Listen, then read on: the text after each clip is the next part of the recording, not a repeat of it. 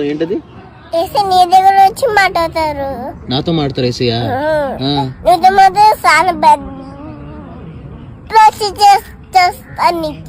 పెద్ద చర్చిస్తారు ఏసయ్య నాకు. పెద్ద చర్చి చేస్తాను నీకంటే అట్టది